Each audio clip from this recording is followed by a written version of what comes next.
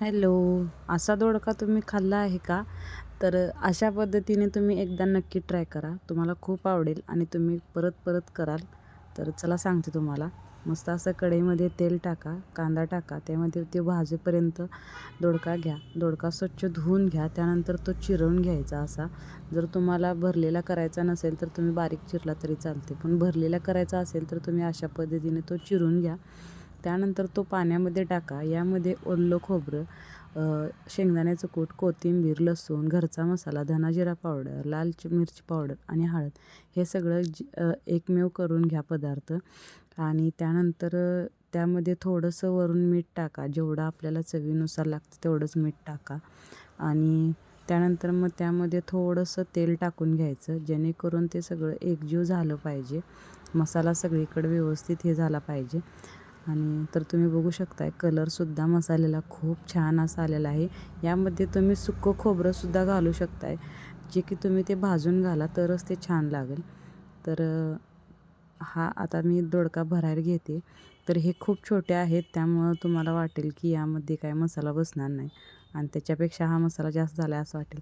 पण हा दोडका खूप चवीचा आहे, कारण तो देशी आहे त्यामुळं छोटा आहे. जर तुमच्याकडे मोठा असेल तर खूप छान पद्धतीने तुम्ही भरून घेऊ शकताय.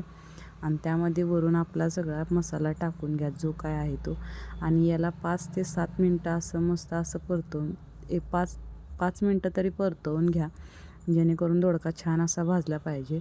वरून त्यामध्ये पाणी ओतून घ्या. तेही गरम पाणी ओता, गार पाणी ओतू नका. तर मंडई कोणत्याही भाजीला गरम पाणीच वापरायचं, जेणेकरून त्याची चव चांगली येते. जर तुम्ही गार पाणी वापरला तर ते नाही चांगलं होत. तर बघा 5 ते 7 मिनटं शिजल्यानंतर असा काहीसा दोडका तयार झालेला आहे. या खायला आवडले असेल तर लाईक, शेअर, सबस्क्राईब नक्की करा मंडळी आणि माझ्या चॅनलला फॉलो करा. तर चला सांगते तुम्हाला, याच्यासोबत कढीसुद्धा बनवलेली आहे मी.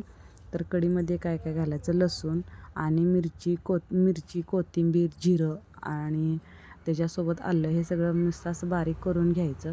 तर फोडणीला जिरे, मोहरी, कढीपत्ता टाकायचा आणि आपला जो काही ते मिरची आणि जिऱ्याचं हे केलं होतं बारीक ते टाकायचं, लसूण टाकायचा, हळद टाकायची, थोडीशी चवीपुरतं हिंग टाकायची.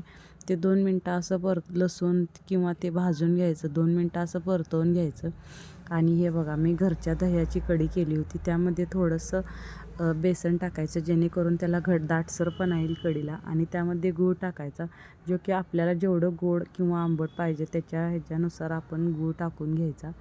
आणि आणि त्यामध्ये ते ताक ओतून घ्यायचं आणि हा मस्त असा बारीक फ्लेमवर कढी उकळू द्यायची.